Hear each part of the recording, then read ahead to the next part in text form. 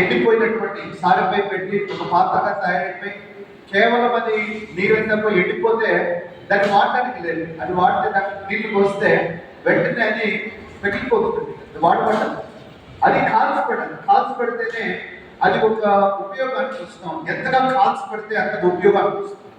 అలాగే దైవ సేవకుడు కూడా పిల్లరా, మరి మనం గమనించిన విషయం ఏంటంటే దేవుడు మనల్ని అనేక రీతులుగా పరీక్షిస్తూనే ఉంటాడు.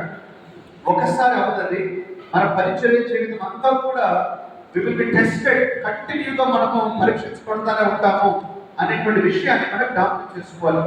ఆ పరీక్షలకు తట్టుకున్న ప్రతిసారి కూడా దేవుడు ఒక మెట్టును హెచ్చించి, ఒక మెట్టు ముందుకు, ఒక మెట్టు ఉన్నతంగా మనం వాడుకోవడానికి మరి ఒక దారిని కల్పిస్తాడు. పరీక్ష యొక్క పరిపూర్ణత అదే పెట్టారు. పరీక్షించబడతాం. మనం సాధారణంగా కూడా చూస్తాం, ఒక పరీక్ష రాసాము, దాంట్లో పాస్ అయ్యాము అంటే ఉన్న స్థితిలో నుంచి ఒక మెట్టు పై స్థితికి వెళ్తాం.